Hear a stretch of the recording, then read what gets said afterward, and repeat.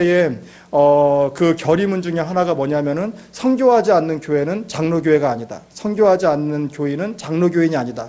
라고 하는 그러한 문구를 그때 결의문에 채택을 했다는 것입니다.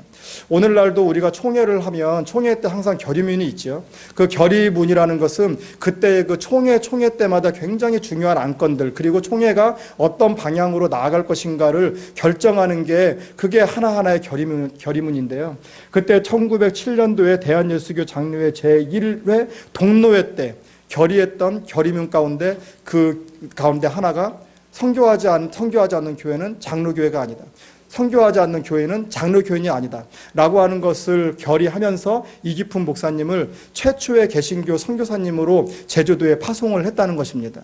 여러분 그렇게 보면 어떻습니까? 정말 우리가 선교를 한다는 것은 선교가 우리 교회의 어느 한 부분의 프로그램으로 하는 것이 아니라 그리고 내가 좀 시간이 남고 내가 좀 여유가 있으니까 좀 선교에 관심을 한번 가져볼까? 라고 해서 선교를 하는 것이 아니라 선교는 바로 우리 장로교회의 DNA 근데 장로교회뿐만이 아니라 선교라고 하는 것은 우리 기독교의 DNA가 되는 것입니다.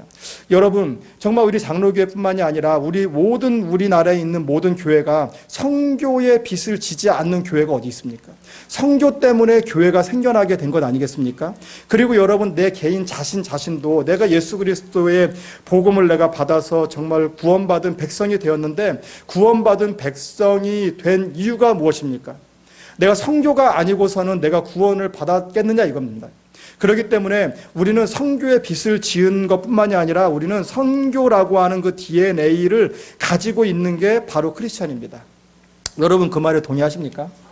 오늘 본문 말씀을 읽었는데요. 본문 말씀 태초에 말씀이 계시니라 이 말씀이 하나님과 함께 계셨으니 이 말씀은 곧 하나님이시니라 라고 하는 그런 말씀을 우리가 읽었습니다. 여러분 혹시 막 깜깜한 그런 어두움 때문에 막 죽을 것 같고 그냥 막 거기에서 막 모든 막 소망을 잃어버리고 나는 막 굉장히 막 고통스러웠던 막 그런 경험이 있으십니까? 혹시 있으십니까? 그런 경험들이 깜깜 밤에? 요즘은 뭐 이렇게 어디를 나가든지 뭐 환한 불빛이 있어서 좀 그렇지만요. 예전에는 저는 예전에 막 그 시골 마을에 막 캄캄한 그때는 뭐 전부 다 집에 다 이렇게 불도 다 꺼져 있고 그리고 가로등도 없고 막 이러니까 굉장히 깜깜한데 막 길거리를 막 걸었던 적도 있고요. 그리고 저 어렸을 때 막 수련회 때는 일부러 산속에 깊은 데 가가지고 거기에서 무슨 뭐 담력 테스트 한다고 막 밤에 이렇게 막 내려오게 하고 막 이랬거든요. 뭐 그런 경우들이 많이 있었는데 여러분들 그럴 때를 제가 이제 생각을 한번 해봤어요. 그리고 이번에도 저희 이제 제가 지금 신병훈련소에 있다고 그러지 않았습니까? 얼마 전에 산교도를 갔는데 깜깜한 밤길을 같이 이렇게 막 걸어갔던 그런 경험도 있었는데요. 그때 느낌에 막 죽을 것 같진 않았어요. 막 죽을 것 같진 않았어요. 막 정말 괴로워서 나는 이 사망의 음침한 골짜기 나는 소망이 없다. 막 이래서 막 죽을 것 같진 않았어요. 근데 좀 막 힘들죠. 불편하고 괴롭고 좀 뭔가 좀 답답한 그런 느낌은 있어도 그렇지 않습니까? 여러분 이런 것처럼 우리가 어떤 그런 물리적인 어두움이라는 것은 우리를 죽이지는 못합니다. 물리적인 어떤 어두움 때문에 내가 죽을 것 같다. 난 정말 난 살 소망이 없다. 이렇게 느끼는 분들은 거의 없을 것입니다. 혹시 그러신 분 계십니까? 막 집안에 깜깜 불 다 꺼놓고 나서 나는 이제 곧 죽을 거야. 그리고 이제 누워서 이제 죽을 날을 기대하는 그런 사람은 없을 겁니다. 네. 물리적 어두움은 우리를 죽이지 못합니다. 여러분 우리가 선교지에 가거나 우리 주변을 바라볼 때요. 주변을 보면 여러분들 내가 저 사람은 내가 좀 도와줘야 될 것 같아. 저 사람은 좀 뭔가 좀 없어서 내가 꼭 도와줘야 될 것 같아. 라고 하는 우리들의 눈에 보이는 것들은 다 물리적인 것들을 봅니다. 그런데 그런 물리적인 것들은요. 없어도 삽니다. 사실은 저도 지금 차 없이 지금 다니고 있는데요. 처음에는 저도 뭐 선교제 가면 계속 차를 타고 운전을 하고 다니고 하니까 차 없으면 얼마나 불편할까? 뭐 이런 생각들을 가지게 됩니다. 굉장히. 그런데 없어도 삽니다. 그렇죠? 없어도 삽니다. 우리 집에 있는 것들 하나하나 물건들을 보면은 생각해 보면 그 물건들 하나하나 우리들 묵상을 한번 해보세요. 나 저 물건 없으면 난 죽을 것 같아. 휴대폰? 막 죽을 것 같아. 애들은 요즘 휴대폰 뺐으면 거의 막 죽겠다고 달라들잖아요. 그런데 사실은 우리가 휴대폰 가지고 살았던 그런 시대가 얼마나 한 10년 됩니까? 그죠? 휴대폰 없어서 삽니다. 예. 그런데 여러분, 정말 우리가 이런 어두움은 우리를 죽이지 못하고 어두움은 좀 불편한 것에 불과하지만 그런데 또 한 가지 어두움이 있는데 그 어두움은 우리를 단지 불편하게 하거나 좀 뭐 힘들게 하거나 이 어두움은 뭐 좀 지나치면 괜찮을 거야 라는 그런 어떤 단계에서 머물러 있는 그런 어두움이 아니라 또 다른 어두움이 하나가 있는데요. 그 어두움이 무엇이냐면 바로 그 죄에 대한 어두움입니다. 그 어두움. 근데 오늘 본 말씀에서 그 제목이 참 빛이신 예수님이라고 하는 그러한 제목으로 잠깐 말씀을 나누고자 하는데요. 오늘 제목과 같이 참빛 되신 그러한 예수님인데 참빛 되신 예수님 사실은 그 앞에 제가 뭔가 하나를 붙이고 싶었는데 그 붙은 뭐냐면 열방의 참빛이신 예수님. 열방의 참빛이신 예수님. 우리가 1장 1절 말씀 한번 다 같이 읽어보겠습니다. 1장 1절입니다. 다 같이 한번 읽어보겠습니다. 시작. 태초에 말씀이 계시니라. 이 말씀이 하나님과 함께 계셨으니 이 말씀은 곧 하나님이시니라. 그리고 2절에요. 그가 태초에 하나님과 함께 계셨고 3절에 만물이 그로 말미암아 지은 바 되었으니 지은 것이 하나도 그가 없이는 된 것이 없느니라. 아멘. 하나님께서는 창조의 하나님이십니다. 창조의 하나님. 창조의 하나님이시라는 뜻은 무엇인가요? 이 세상을 하나님께서 창조하셨다는 것입니다. 그리고 그 창조물에 대한 예수님은 거기에 참빛이 되셨다라고 말씀하는 것입니다. 그러니까 내 개인의 참빛이 아니라 그리고 이 교회만의 참빛이 아니라 우리나라만의 참빛이 아니라 열방의 참빛이라는 것입니다. 열방의 참빛. 그래서 사실은 그 기독교인이라고 이야기를 하면 그 안에 아까 선교의 DNA가 있다라고 말씀한 것은 무엇이냐면 우리는 세계 열방에 대한 비전을 우리는 그리스도인이 됨과 동시에 그 비전을 가지고 있다는 것입니다. 왜 그러냐면 예수님은 이 열방의 빛이 되시기 때문에 그렇습니다. 믿습니까? 9절 말씀만 보겠습니다. 9절에는 참빛 곧 세상에 와서 각 사람에게 비치는 빛이 되어주셨다. 누구에게로입니까? 바로 이 세상에 빛이 되어주셨다는 것입니다. 이 세상의 빛이. 그 두 번째로 또 말씀드리겠습니다. 두 번째는 좀 약간 생소한 그런 말일지 모르겠는데요. 두 번째는 나는 그 빛이 아니다. 나는 그 빛이 아니다. 나는 세상의 빛인데 한번 그냥 그래도 한번 따라해 보겠습니다. 시작. 나는 그 빛이 아니다. 나는 그 빛이 아니다. 좀 생소한 말씀. 본문 8절에 그는 이 빛이 아니요 이 빛에 대하여 증언하러 온 자라 나오는 것. 사도 요한, 세례 요한에 대해서요. 세례 요한이 누구입니까? 세례 요한은 제사장 가문, 뼈대 있는 가문 출신입니다.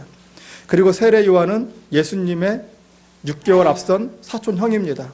그리고 세례 요한은 그 당시에 바리새인, 사두개인, 또 서기관들과 더불어 가장 강력한 종교 그 그룹의 하나였던 SNF파에 속해 있는 그 당시 가장 인기 있고 유명한 그리고 유능한 그런 선지자였습니다. 어찌 보면 그때 예수님은 정말 아직 아무도 모르는 그런 사람이었고 세례 요한은 그 당시에 가장 인기 있는 사람이었습니다. 그런데 성경에서 그는 이 빛이 아니다라고 말씀하고 있습니다. 제가 왜 이 말씀을 드리냐면 오늘날 우리 그리스도인들이 나는 세상의 빛이다라고 그렇게 우리는 외치고 다니면서 그러면서 나는 세상의 빛이야 라고 하는 그것들이 어떻게 보면은 종교적인 교만함에 빠져있는 크리스찬들이 너무나 많이 있다 이겁니다. 너무나 많이 있다. 마태복음의 말씀에 보면은 너희는 세상의 빛이라라고 하는 그런 말씀이 있습니다. 그러면서 주님께서 하시는 말씀이 어느 누구도 등경을 아래 두는 사람이 없다는 것입니다. 우리가 예수 그리스도를 믿을 때에 주님께서는 우리를 높이 세워 놓으십니다. 그리고 너는 세상의 빛이다라고 말씀하시는데 사실은 세상의 빛이다라고 말씀하시는 것들 말고 그 이후에 중요한 그런 말씀이 있습니다. 마태복음 5장 16절 말씀에 이같이 너희 빛이 사람 앞에 비치게 하여 그들로 너희 착한 행실을 보고 하늘에 계신 너희 아버지께 영광을 돌리게 하라. 착한 행실로 인해서 너희는 빛이다라고 말씀하시는 것이지 우리가 본질적으로 우리는 빛이 아니다. 그런데 우리는 나중에 또 말씀하겠지만 지금은 그냥 이대로 그냥 넘어가 주세요. 좀 이상하셔도 우리는 빛이 아니다. 왜 그러냐면 저는 선교사인데 선교지로 가도요. 선교지에 가도 여러 많은 그런 선교사님들이 있습니다. 그러면 아까 말씀드렸지만 예수님께서는 이 열방의 빛으로 이 땅 가운데 오셔서 이 열방을 구원하시기 위한 열방의 빛이 되어오셨습니다. 예수님이 열방의 빛이십니다. 예수님이 열방의 빛. 그러면은 열방의 빛이 어두움이 속한 그 세상으로 우리는 뚫고 지나가서 그 세상 가운데 빛을 발하기 위해서 가는데, 그런데 많은 선교사님들도, 여러 선교사님들도 마찬가지고 또 여러 또 어떤 크리스찬들도 마찬가지고 또 많은 사람들이 마치 자기가 빛인 것처럼 행동하는 사람들이 얼마나 많이 있느냐 이겁니다. 내가 빛인 것처럼. 그래서 그곳에 가서 뭔가를 열심히 하기는 하는데 그 가운데 예수님이 없고 복음이 없는 그런 사람들이 너무나도 많이 있습니다. 여러분, 오늘날 한국교회가 왜 이렇게 손가락질을 당합니까? 왜 이렇게 손가락질을 당합니까? 많은 분들이 이런 얘기를 합니다. 저도 전도를 한국에 와서 또 아는 사람들과 같이 이야기하면서 전도를 하려고 하면 10중 8구 이런 얘기합니다. 교회에 다니는 사람들이 뭐 한마디로 하면 더 나빠. 뭐 교회 장로님들에게 사기당한 얘기며, 저도 막 굉장히 그런 얘기 많이 듣습니다. 굉장히 많이 듣습니다. 왜 이런 얘기들을 많이 듣습니까? 빛이라고 생각하며 자기가 본질적으로 자기는 빛이라고 생각한 그 교만한 마음은 가지고 있지만 그 가운데 어떤 행실이 없다는 겁니다. 행실이 없다는 겁니다. 여러분, 우리가 세상에서 참 빛이 되기 위해서는 어떻게 해야 됩니까? 우리가 빛을 비추기 위해서는 여기 16절 말씀과 같이 이같이 너희 빛이 사람 앞에 비치게 하여 그들로 너희 착한 행실을 보고 우리들의 삶을 통해서 제가 선교지에 가서 가장 고민을 했던 것들이 있습니다. 선교지에 가서 선교를 하는데 아까 말씀드렸던 그런 세탁기 마을이나 그런 여러 군데를 가보면 여러분, 대부분의 지금 남아있는 그런 미전도 종족은 대부분이 다 우리보다 열악한 그런 지역입니다. 그리고 단기팀들이 와서도요 엄청 많이 막 싸가지고 옵니다. 이번에도 제가 단기팀이 올 때에 안 가져오셔도 됩니다. 우리가 지금 다 있으니까 그런 것들은 안 가져오셔도 되고 그냥 기본적인 것만 가지고 오십시오. 이렇게 얘기를 하는데도 와서 도착해서 짐을 꺼내보면 그냥 온갖 사탕부터 시작해서 막 국률한 마음이 있어서 많은 것들을 준비해 가지고 옵니다.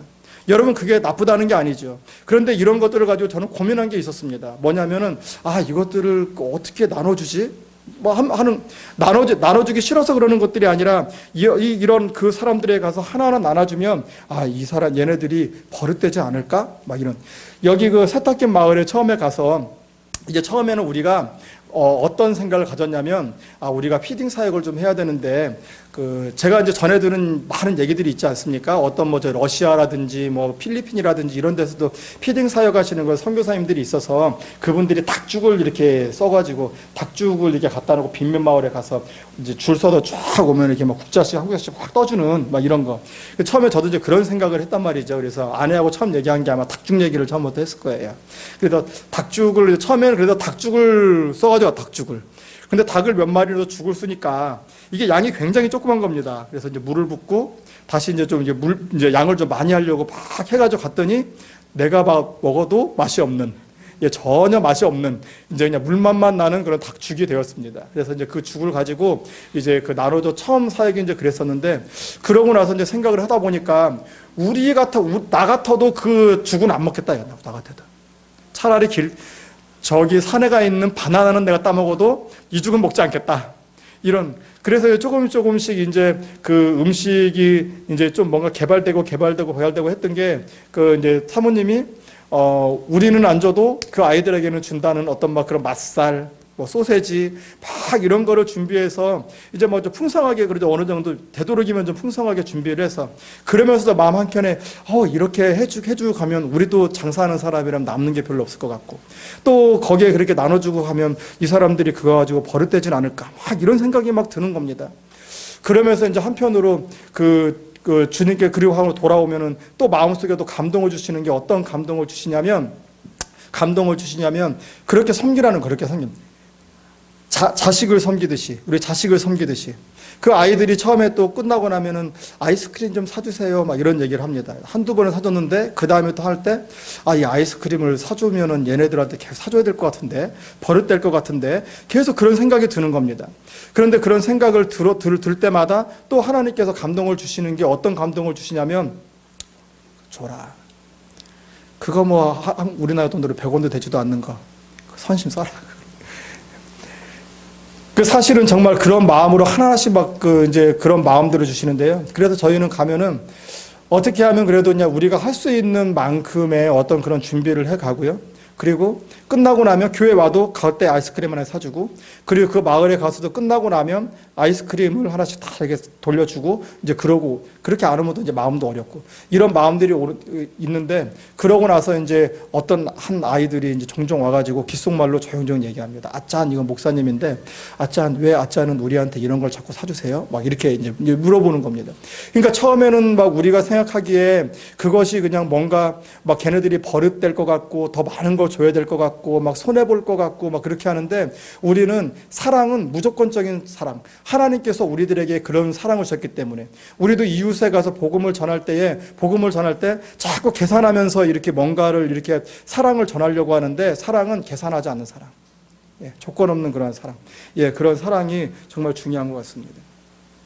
아까 말씀드린 그 똥카오라는 그 여자아이, 이번에 단기팀으로 왔던 그 팀원 중에 그 장로님이 한 분이 오셨는데요. 그 장로님이 그 똥카오 아이를 보면서 나중에 이제 돌아가서 말씀을 서로 이렇게 오늘 사역을 나누는데 막 울면서 나누는 그런 말씀이 뭐냐면, 저 똥카오라는 그런 아이를 보면서 얼마나 마음이 아팠던지 막 펑펑 울었다는 거예요. 그리고 거기서도 막 우시더라고. 그러면서 복음이 조금이라도 좀 더 일찍 들어왔다면, 어떻게 보면은 어른들의 무지 때문에 그 소아마비를 안고 그 태어났을 그 아이가 정상적인 아이로 태어났을 수도 있었을 텐데, 우리가 너무나 늦게 와서 그 아이가 그렇게 되었다고. 그러면서 막 회개하면서 그 말씀을 나누던 그런 말씀이 생각이 납니다. 여러분, 정말 우리가 그런 선교 현장이나 우리 주변에 가면은 우리가 하나님의 사랑을 전하고 우리가 그 행실로서 보여야 될, 빛으로 삶을 살아야 될 그러한 곳들이 굉장히 많이 있습니다. 그런데 그 가운데에서 하나님께서 우리를 그런 사람이 되게 하기 위해서 우리를 동역자로 불러주셨다는 것입니다. 동역자로 불러주셨다는 것입니다. 그리고 마지막 또 세 번째 한번 보겠습니다. 세 번째 한번 다 같이 한번 읽어보겠습니다. 시작. 우리는 열방을 향한 증인으로서의 빛의 사명을 감당해야 합니다. 아멘. 예, 오늘 본문 말씀의 4절 말씀 한번 다 같이 한번 읽어보겠습니다. 4절 시작. 그 안에 생명이 있었으니 이 생명은 사람들의 빛이라. 예, 사람들의 빛이라. 예. 이거는 우리들의 눈에 보이는 어떤 물리적인 빛이 아닙니다. 그런 빛들이 다 사라져도 우리들의 육신의 생명은 우리들이 죽을 수 있습니다. 그런데 중요한 건 우리의 영적인 그러한 생명이 있습니다. 그런데 우리가 이 말씀을 읽어보면서 어떤 말씀이 좀 좀 이상하냐면 5절 말씀입니다. 빛이 어두움에 빛이 돼 어두움이 깨닫지 못하더라 라고 하는 말씀입니다. 이 말씀은 한번 묵상을 해보겠습니다. 빛이 이 세상에 어둠이 비쳤는데, 이 세상에 왔는데 어두움이 깨닫지 못했다. 그런데 그 빛은 누구십니까? 예수님. 또 예수님은 누구십니까? 하나님. 그 하나님은 창조주 하나님.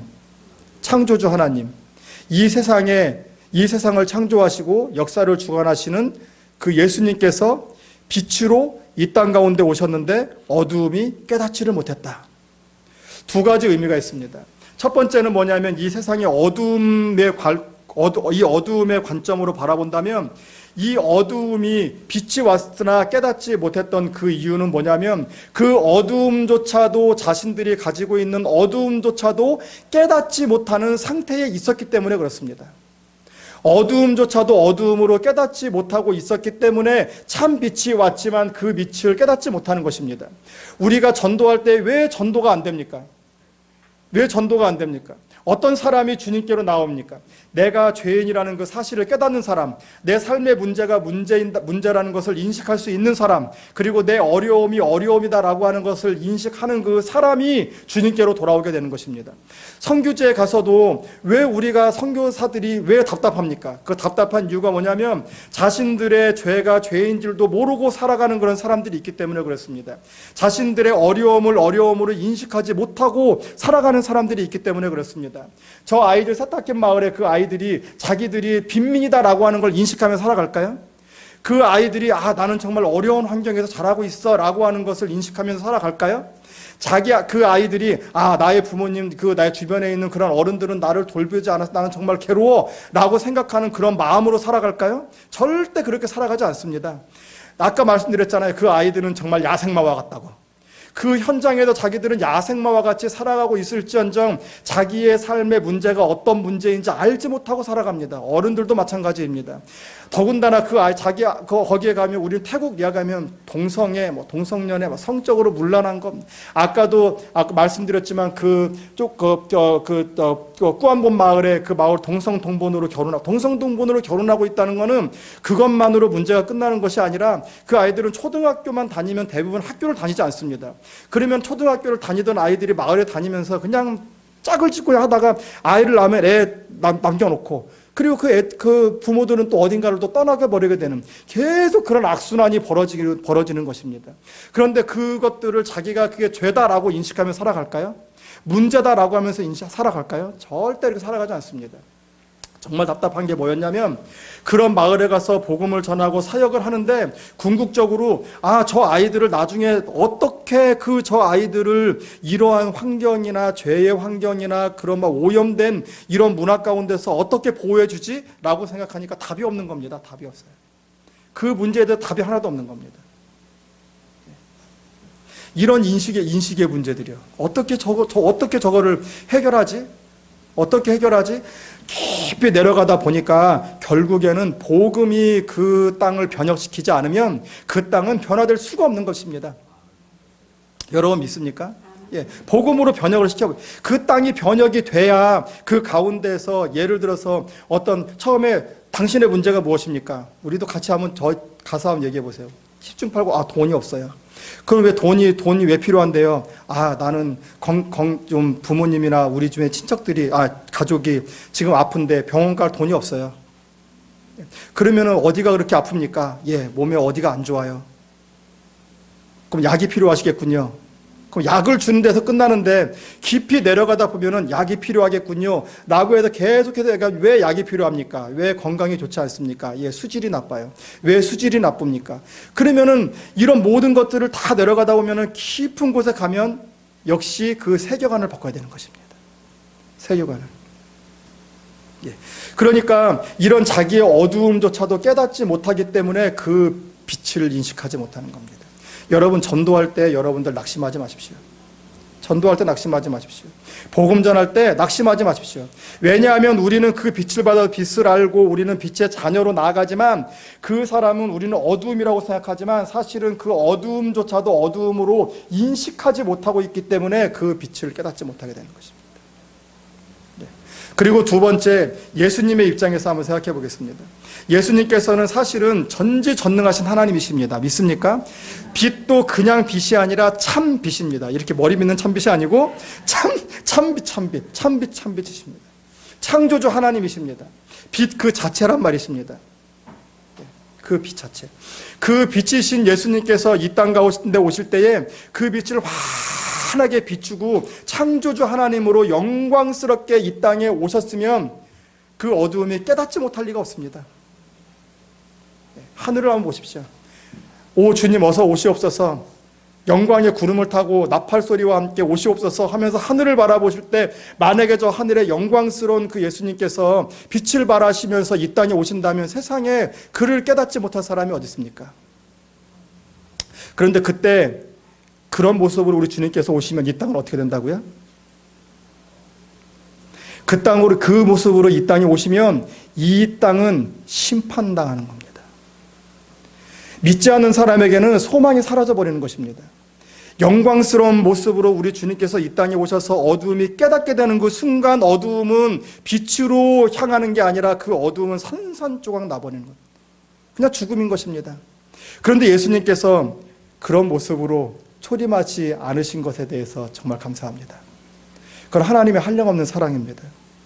빛이신 예수님께서는 그 빛을 감추시고 영광을 가리우시고 가장 낮고 천한 그런 모습으로 베들레헴 마구간에 정말 가장 초라한 모습으로 예수님께서 이 땅에 오셨습니다. 모든 것을 가리우셨습니다. 그리고 이 땅에 오셨습니다. 그리고 예수님께서 가장 즐겨 사용하시던 당신의 호칭이 무엇이냐면 인자라고 하는 사람의 아들이라는 호칭을 사용하셨습니다. 나는 하나님이다, 나는 창조주다 라고 하는 그런 말씀이 이기 전에 나는 인자, 사람의 아들이라는 호칭을 사용하셨습니다. 그리고 이 땅에 오셨습니다. 그리고 예수님께서는 그 가운데 자신의 모든 권능을 다 가지시고 그 권능으로 나는 하나님이라는 것을 선포하신 것이 아니라 가장 낮은 자, 갇힌 자, 가난한 자, 병든 자 이런 사람들을 찾아다니시면서 국률로 그들을 만져주시고 병자를 고쳐주시고 때로는 먹을 게 없는 사람에게 오병이어의 기적을 행하시면서 먹을 것도 주시고 그러면서 그분 스스로 실천하시고 행동하시고 그 모습으로 선한 행실을 보여주셨습니다. 그분은 빛이시지만 그러나 이 땅에 오셔서 사람의 모습으로 사람과 함께 거니시다가 사람이 행해야 될, 하나님의 자녀가 행해야 될 그 행하심을 몸소 실천하시고 그리고 죽으시고 승천하신 것입니다. 부활하시고. 왜 우리 주님께서는 그러한 것들을 몸소 실천하셨습니까? 그리고 나서 우리 주님께서는 뭐라고 말씀하셨습니까? 우리 주님께서요, 너희는 가서 모든 족속으로 제자를 삼아 아버지와 아들과 성령의 이름으로 세례를 주고 내가 너희에게 분부한 모든 것들을 가르쳐 지키게 하라. 아멘. 우리 주님께서는 이 명령만 주신 게 아닙니다. 이 명령 주시기 이전에 나의 그러한 모든 권세를 너희들에게 위임하겠다. 그리고 너희는 가라. 그리고 그것으로 끝나는 것이 아니라 내가 너희와 항상 함께 있겠다라고 하는 소망의 메시지까지 우리들에게 주셨습니다. 그리고 나서 이사야서 60장 말씀을 보면 이해되실 것입니다. 일어나 빛을 발하라. 일어나 빛을 발하라. 현대어 성경에서 이사야서 60장 1절 말씀에 보면 예루살렘아 일어나서 빛을 비추어라. 구원의 빛이 너에게 빛이었으며 구원의 영광이 아침해처럼 너희 위에 떠올랐다. 이렇게 말씀합니다. 우리가 구원의 빛이 비춰졌기 때문에, 우리가 구원받았기 때문에 우리는 주님의 명령을 들고 이 세상을 비추는 빛이 되어야 하는 줄 믿으시기 바랍니다. 여러분, 이걸 바라보건대 우리 주님께서 우리들에게 주신 그 명령이 얼마나 확실합니까? 그리고 이만큼 절실한 명령이 또 어디 있습니까? 정말 이 명령이 그렇게 절실하지 않았다고 한다면 그냥 우리 주님께서는 그냥 빛으로 이 땅에 오셔서 심판해버리시고 말지, 왜 우리 주님께서는 그렇게 살아가시다가 우리에게 이러한 명령을 주셨단 말입니까? 너무나도 절실했기 때문에, 너무나도 이 세상의 영혼들을 구원하고 싶으신 그 주님의 마음, 절절한 그런 마음을 담아서 우리 주님께서 명령하신 그 명령입니다. 얼마나 확신에 찬 명령입니까? 내가 너희와 항상 함께 있겠다라고 하는 그런 말씀이에요. 여러분, 이 명령을 받으면 우리의 가슴에 불이 붙지 않습니까? 우리가 불이 붙어서 정말 우리의 눈을 열어서 우리의 주변의 사람들과 그리고 열방을 향한 주님의 마음으로 좀 일어나고 싶으신 그런 마음이 없으십니까? 여러분, 그래서 이것을 주님의 지상 대명령이다라고 이야기하는 겁니다. 우리 주님께서는 단지 우리만 구원해 주시고 끝나시기 위해서 그런 십자가의 고난을 당하신 게 아닙니다. 우리를 구원하시고 또 나를 통해서 행하실 하나님의 원대한 비전이 있기 때문에 그렇습니다. 그 원대한 비전 앞에 우리를 부르셨습니다. 그 부르심의 이름이 바로 따라합니다. 크리스찬. 아멘. 예, 그런 부르심 앞에 당당히 일어나서 세상 가운데서 승리하시고 또 빛을 발하시는 저와 여러분이 되시기를 주님의 이름으로 축원합니다. 기도하겠습니다.